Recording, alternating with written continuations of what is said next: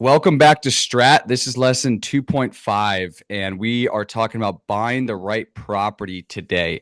Here I have Blake Anthony Carter, a friend of mine in Austin, Texas, and also the go-to agent in Central Texas and someone I lean on a lot when it comes to buying the right property, understanding a market, and getting into a deal that actually makes sense. So, Blake, welcome. Thank you for being here. Maybe give the people your quick intro and Yeah. then we'll get into it.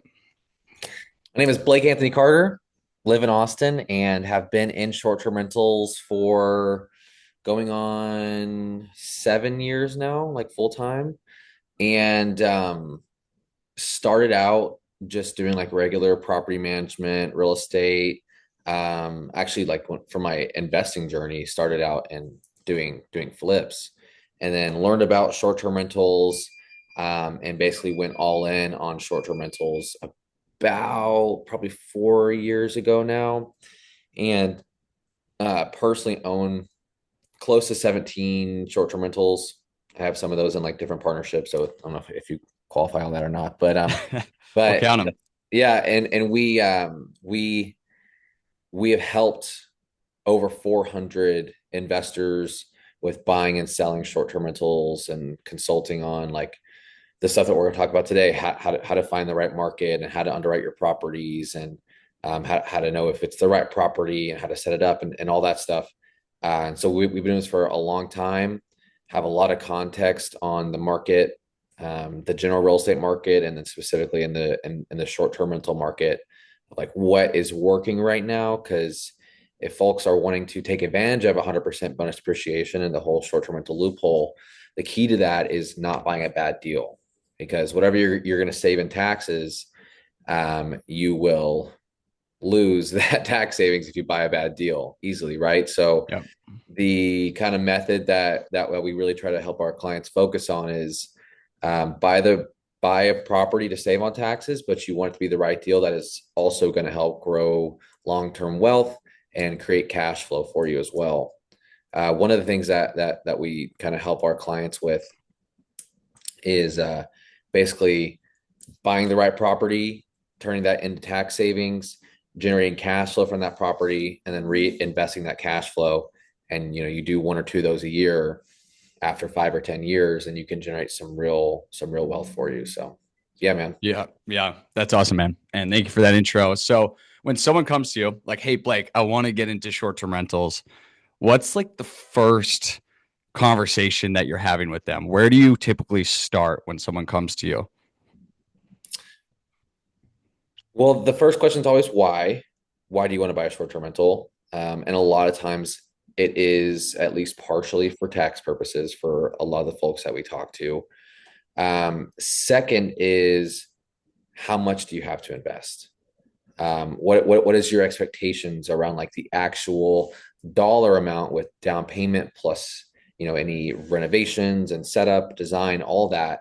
I think that's one of the components that people tend to overlook, is how much they're going to invest, not just in the down payment, but also into the setup, because that's a huge component in making sure that your property is successful, right? So it's, why are you buying a short-term rental? Understanding like the thesis behind your motivation, and then two, like what does your actual investment amount look like? So my conversation with someone that has, call it $120,000 to invest into a property versus someone that has, call it $500,000 to invest into a property, and this is like cash, like investment. Yep. Yep. It's going to be very different as to like what area you're going to be looking into, what type of property, what kind of returns you can expect. And so those are ultimately the main questions that we start with, and then we kind of work backwards. So once we find out the reason and we find out how much they have to work with, then we work backwards to find the right area and or the right market, right, for that specific investment. Right. Okay. Yeah. Makes sense. So going to that next level, so like evaluating the market. Um, can you talk us through your framework for deciding which markets are worth it to get into them? Yeah. Maybe depending on the budget or just like, demand drivers that you're looking at when someone's trying to get into short-term rentals and trying to figure out which market to invest in. Yes. So Short-term rentals are an extremely unique asset. They give you access to a few things that most real estate does not give you access to. You get access to like high quality real estate, right? You get access to be able to get personal use out of it. You get tons of cash flow if you do it right, and you get tax savings if you're not a real estate professional. This is all things that are pretty unique to short-term rentals, and you kind of have to understand what levers you're pulling on, and again how much you have to invest. It's like which market you're going to go into. Typically I recommend folks to either go into a market that you highly believe in, right? Like, so we're both in Austin. A lot of folks are really passionate that, Austin's going to be an amazing growth market. Maybe you think some markets in Florida or North Carolina or whatever, like, is there a market that you want to bet on, right? I'm investing, I want my money to grow.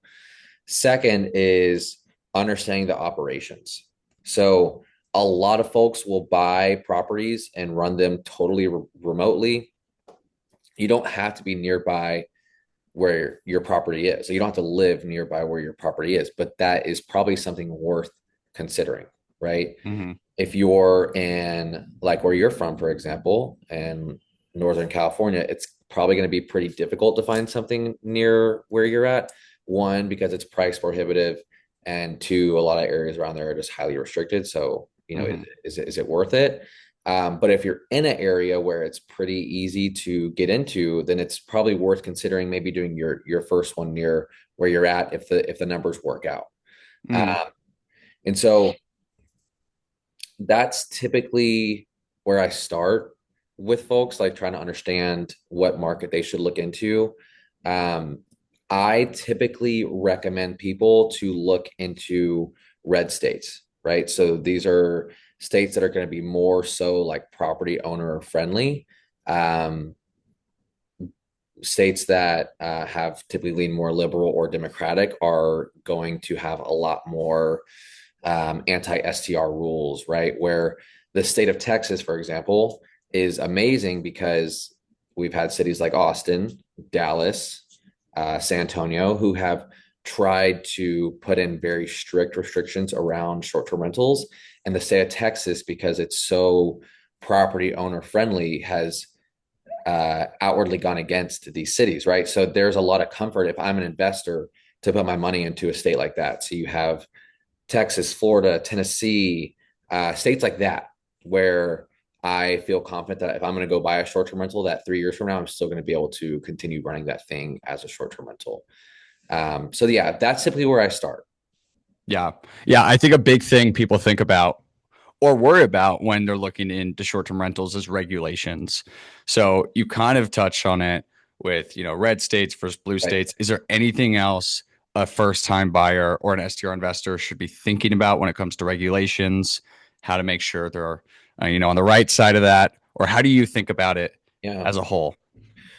Well, the good news is that there was a Supreme Court case, and I'm not an attorney, but there was a Supreme Court case that set a precedent for people that bought their property with the intention and understanding that it was fair and able to be ran as a short-term rental. And that's basically set the way for people to get grandfathered into like any new restrictions. So that's the good news. Where if you were to buy in a jurisdiction that, let's say, a year later after running as a short-term rental, they try to shut it down. Again, I'm not an attorney, talking to an attorney, but you would very likely win that lawsuit, right? Where you would be able to continue running that because of that Supreme Court precedent. And that's been given to us by attorneys. That's why I know that. Uh, Yeah. but again, I think ultimately, like you want to put your money where you feel confident that you're not going to have to worry about that. Where not only is the state going to have your back, but even like the neighbors, the people that are in that community are also going to have your back. Um, I tend to like my personal investing thesis. I tend to stay away from like heavy vacation markets. But the good thing about heavy vacation markets is that they are going to already have like pretty set in stone short-term rental restrictions because these areas have been doing it for a long time. So Yeah. the Texas coast is a good example. Florida, um, Tennessee, like these are like really well established vacation markets where you are probably safe to assume that there's not going to be any new restrictions. Again, we can get into like why I don't like vacation markets, but Yeah. yeah, Yeah. No, that makes a lot of sense overall, like how you're breaking that down and thinking about it. So we'll pivot a little bit, but inside, like let's say you figured out your market right. and you're trying to now find your property. So what are you looking for when you've narrowed down on a market and really your goal is to be in the top 10% of listings in that market. So what are you thinking about when you're thinking about okay, what type of property, what amenities, what bedroom, bathroom count, yeah, stuff like that. Yep. So once you've chosen a market and you have figured out how much you kind of plan to invest into the property, that's when it's really important to understand either from like a local expert, a short-term rental specific agent and some other investor in that market, whatever. You need to talk to someone that has experience, who can help guide you where you're going to say, hey, I have $150,000 and I'm going to invest all into a property, which means that you're probably going to end up buying around a $500,000 property if you're putting 20% down, right? Mhm. So, what type of property can I buy that's going to perform in that price range?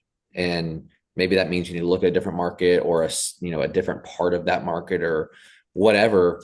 But you need to understand like what you can actually buy with that money and like what's going to be the highest and best use to get you the best ROI, right? So like speaking specific to Austin, if someone comes to me and they say, I want to buy in Austin, I have $150,000 and I'm going to invest into a property, we know that you're probably not going to be downtown. Like you're probably not going to buy something downtown. It's not going to be this like ultra luxury big mansion. We're probably going to put you somewhere in the suburbs, right? Mhm. Where you can buy a property for $500,000 that's going to have all the amenities and all the things.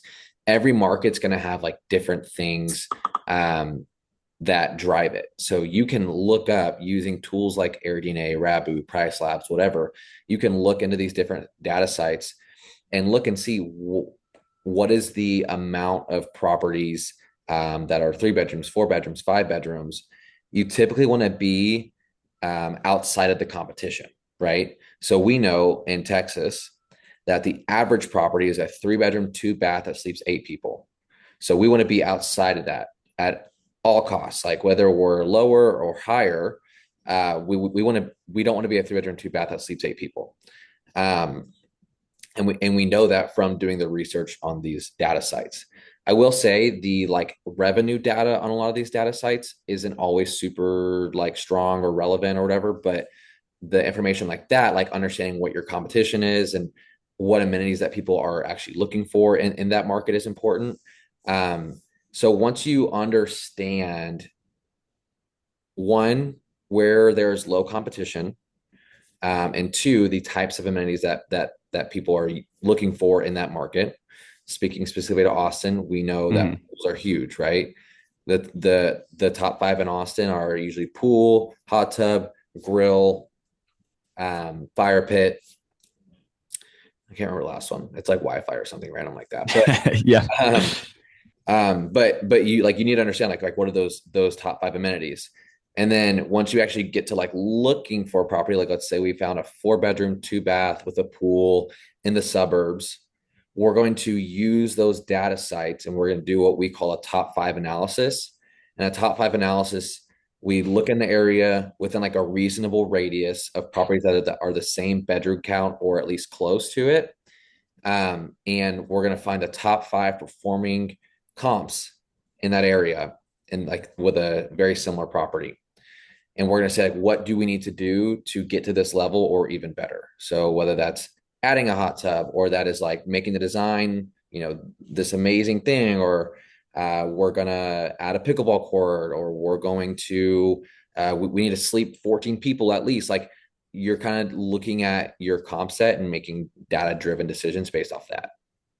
Yeah. So that opens up something else too, which is, let's say someone's looking at an urban market versus a suburban market versus a remote market. So for these urban markets or suburban markets, hopefully there's enough data on AirDNA, on Price Labs, Rabu, the sites you mentioned. But for people in suburban markets, maybe more remote markets, and they don't have enough data, how do you how do you think about that? And if someone wants to create a unique amenity or a unique stay in one of those markets that's Right. not as explored, there's not enough data. Right. How are you thinking about, or at least how are you having the conversation with the investor that's interested in Yeah. a market with less relevant comps or less data? It's interesting. Like with short-term rentals, I have a conversation about location a lot, and I think people actually overstate how important location is a little bit. It is important, but I think a lot of people get their hairs crossed thinking that they have to be in like some prime downtown location or like right next to all the things. And we've found that as long as the property is set up properly, that you don't necessarily need to be in this, high level prime location specifically. When it comes to like access to enough data, there are parts of like the hill country, for example, where there's not a lot of data to pull from in some areas to feel super confident about how properties will perform. And so it's important to look at it and understand, is it that there's not enough demand in that area, or there's just not a lot of people that are currently doing it, and why are they not currently doing it in that area? If you have to spread out your search a little bit, like whenever you're doing this data specific research, because there's not a lot of information to pull from, that's okay. Like if we're looking in a market that has a lot of data and we're looking at a 4 bedroom, we don't need to expand our search. I can probably find multiple comps within a 1 to 3 mile radius that are exactly the same bedroom count, has the same amenities, all that. If we're in a further out market, maybe we need to look at 3 to 5 bedrooms, and we need to expand our radius into like 8 miles or something like that. But then you also have to get really nitty gritty with looking at like, okay, what are the differences here? Lake markets can be really, really difficult to explore, because a property that's on the water is very different than second, third, fourth, fifth row, right? So Hmm. understanding that's really important, where like a lot of times the data is skewed in these lake and like beach markets, because you might type into like AirDNA or whatever, and you say, I have this 5 bedrooms, and maybe it's like seventh row off the water. Well, it's close enough that it's going to start pulling stuff that's on the water as comps, and it's going to like double your projected revenue, or that's Yeah. not super accurate, right? So you Yeah. have to like really, really get nitty gritty with whenever you're doing your research. And again, this is why it's important to work with like a local expert who can kind of help hold your hand through all this. Right. But yeah, that's what I would say. Yeah, yeah, it's exactly. Um, that's one of those common beginner mistakes that we see a Yeah, lot in a lake market. The property's right on the water versus a couple rows back. Same thing with coastal markets. right. Same thing if there's a large attraction in a city, is, if you're on one side of the highway versus the other, that can be the difference between tens of thousands of dollars in revenue. So Yep. even more of a reason to talk to someone like Blake or another savvy real estate agent that understands that market. Are there any other common beginner mistakes that you frequently see? Anything Yeah. else that you would say, hey, watch out for this or look out for this as you're getting into your first STR? Yep. Well, we talked about the research piece and how crucial that is. You can skip a lot of the work that we're talking about by working with an expert in that area. Also, secondary would be underestimating what you need to do for the setup, and also how much that's going to cost. Mm-hmm. Whenever we first started in STRs a while ago, we would tell people to estimate, depending on what they wanted to do, between $10 to $15 a square foot. That's different now. I would put that more like $15 to $22 a square foot, depending on the property, what you're going to do with it, and what's needed. Um, that's usually a good like rule of thumb that I give people though. Like whenever we're running quick numbers, we're usually using $20 a square foot for like setup costs. And that's what, could you explain what that includes to you? So furniture, Yeah, what else? furniture, design pieces like accent walls, we'll call it murals, and like all the like any additional amenities as well as Yep. like your inventory, all that, right? That's Yep. not including renovation costs. Renovation costs is a whole separate thing. So if you start getting into that world, right, like then you start adding even more into it. Yeah. Yeah. We see that all the time. People being a bit shocked when they start to see, Right. what it costs to actually add the towels and the bedding. And then, Right. that's on top of the amenities and the cold plunge and the sauna they just added. So, Right. very good note, especially in the dollar per square foot. That rule of thumb, that's super helpful. And then talk about the bonus depreciation play and kind of like your understanding, how you've helped clients that come to you really thinking about that main thing that you mentioned is the tax advantages of Yep. STRs. So talk us through kind of how you have the conversation with clients looking to, actually qualify. Yeah. I always start with I'm not a CPA, but I've Yeah. done this. And you have CPAs that are talking on this, obviously. So with the bonus depreciation, again, the key with this whole thing is not buying a bad deal. Which is also why I tell people like try not to wait until the last minute if you can help it, right? Don't wait until November, December to like start looking. Start looking around Q2, Q3, ideally, try to lock something in probably in Q3. But with the bonus depreciation, I mean, you're coming in, you are buying a property, you're running it as a short-term rental, you have to get your material participation in, and you're doing a cost segregation study. And I mean, we have folks that are wiping away the far majority, if not their entire tax bill, from just buying short-term rentals. And the beautiful thing about it, man, is like it's just such a this is money you'd be paying the government anyways, so why not invest that into real estate and create real long-standing generational wealth? Even if you don't want to do short-term rentals forever, it's something that you can do while you're, working a W-2 job or making a lot of money in your business or whatever to avoid paying taxes. Then you can always 1031 into a different asset class later. But this is how you kind of run the STR loophole and do very well. And some people like are surprised by how much they actually enjoy doing short-term rentals. It's like I see it all the time. People start with one and then they do two and three in the next year and like, wait, I really like this. And all of a sudden they have their own hospitality brand and like they're like really going all out. Um, but it's a pretty massive hack. Like short-term rentals are effectively the only asset class that give you access to 100% bonus depreciation if you're not a real estate professional. Again, you have to get your material participation. You need to work with a CPA to make sure that you do that properly. But if you do that, man, I mean, it's massive. Yep. Yep. And we will absolutely be getting into that portion of the process in this course. So talk about your company, talk about your process. Someone is in Central Texas, someone is just looking for their first purchase, Yep. and they want to reach out to you. Kind of what does your process look like with Cribs, with Savvy? Let's talk through that real quick. Yeah. Yeah, definitely. We have folks that reach out all the time asking the same kind of questions you're asking. And the easiest thing is just to do a consulting call. We also do market match calls. So people are still trying to understand what market that they should go into.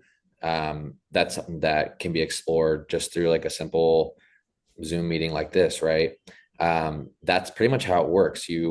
We get an understanding of what your motivations are, where you're living, how much you have to invest, what markets are you interested in, right? Like people have different contexts, expectations, all that. And then we just essentially hold your hand through the whole process, right? We make it as easy as possible for these investors because a lot of the folks that we're working with, maybe they're busy entrepreneurs or they have, they're in tech sales and they're just always busy, or they're dentists, doctors in the medical field, and they just don't have time to learn all these things about short-term rentals.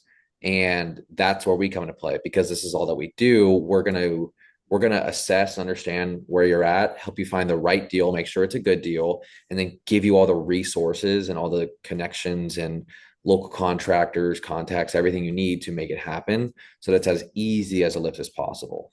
Yep. You mentioned also a lot of people wait till like November or December to start this process. What about the timeline? What does that look like? When should people reach out if we're Yeah. in 2026 right now? Let's say they're trying to qualify for 2026. Yeah. What's the right time to reach out? In general, what's the timeline typically look like?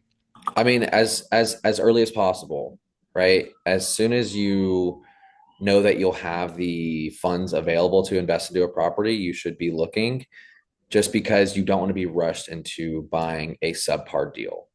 I usually don't let my clients buy bad deals, but we've had clients that they are not able to get a discount on a property because they're just like making last minute offers, or maybe they're having to sacrifice and only get a 5% cash on cash, or they could have got a 12% or whatever, right? If they would have had more time to really work on this. And so as soon as you can, man, I mean, we have people that start looking as early as Q1, and Q1 is great if you can, because that's when you can really find good discounts on deals. Q4 Hmm. is usually when everybody else starts buying, and so you're kind of competing with a lot of people. So that's why I say avoid trying to buy later in the year if you can. Yeah. Yeah. No, that's great. And then for someone watching this, they're high income earner. They're those professions you mentioned, the doctor, the lawyer, the tech sales associate. Um, is there anything else they should be thinking out about? What is the next step for that person right now that's got the budget and they've been thinking about this for a few months or maybe a few years, but they still haven't pulled the trigger? What do you say they should do right now? Schedule a call with me, honestly. uh, Yeah. yeah, I mean, you have to understand what you're going to do. It takes people some time to like wrap their heads around this if they're very brand new at it. And so it's really important to start making plans. My Slack is going crazy. Uh, it's really important to start making plans for that as soon as possible, and start understanding like what you're going to invest in as soon as possible as well. Yeah, sweet. And then last thing here is just could you walk through a recent deal that you have done personally or you have helped a client do, kind of what the numbers look like, what the deal looked like, which market it was in, and just I guess a high level overview of a recent deal that worked for you. Yes. I'll give you two cool examples. One is a deal that I helped my client do that was awesome. And one is like a smaller deal that I did that was also really cool for a different reason. So, um, our clients, we helped a bunch of people do this last year, right? But this is like one of my favorite deals that we did. We had clients that bought a new construction property on the north side of Austin, like Brentwood, Crestview area. Brand new construction, beautiful pool. They bought it for about 1.8 million and put about another $350,000 into all the amenities and setup. They like really, really went all out. And this Yeah. is a fun one. They did a basketball court. They built a custom like pirate ship playscape thing. Obviously has a pool. They did an amazing game room, just all the things. Um, and that one is averaging right now about $30,000 to $35,000 a month in revenue. And in addition to that, they also got about a $500,000 paper loss off their income. And this is like a high income earner, which is going to save them $100,000, $200,000 or something like that in actual taxes, like actual tax savings, which is massive, right? Plus, they've been getting about, I think it's like around $7,000 a month in cash flow so far. So if that keeps up, they're projecting at about an 18% cash on cash just on the cash flow. That's not including the actual tax benefit that they get as well, which, if you count that in, that's pretty massive. Yep. Um, so that's a really, really cool deal. And there's deals like that, pretty consistently that we can find. And then one really cool deal that we did last year, one of my favorite things, and this is a whole separate conversation, but one of my favorite things is stacking creative finance with bonus depreciation. So last year we bought a property that was operating as a short-term rental, pretty inexpensive, about $330,000 purchase price. We were able to get it on seller finance for really, really good terms. Seller was really motivated. We covered their closing costs, gave them a little bit of money out of pocket at closing. Um, we paid $13,000 total out of pocket, including closing costs down. And we are getting about a $70,000 write off from that one purchase. We're cash flowing like $100 a month, like pretty nominal. But after the tax savings, it's like pretty much an infinite return, right? So Yep. we only put $13,000 out of pocket. It was already turnkey. We did some minor things to kind of improve and help the performance. It's running well. And that was like purely just like a easy tax play. So Yeah. that's also a really cool one. Yeah, yeah, and it just goes to show someone looking at their first short-term rental how many deals that you have seen, what's worked, what's not, Right. understanding neighborhoods, understanding regulations, understanding design budget, having Right. vendors that you can connect these first-time investors or buyers with. So, all the more reason to reach out to Blake. His information will be in the course if you want to book that first call and you're ready to get started. We got to figure out what market we're going to be in. We got to figure out our budget and then lean on someone like Blake who absolutely knows his stuff. That's why he's here. And he can be a huge resource to keep you moving closer to having an STR that has those benefits we talked about, the cash flow, the appreciation, the bonus depreciation, the lifestyle asset, all those things. So, Blake, thank you for your time today. And your information will be below. So you should Boom. be talking to some people soon.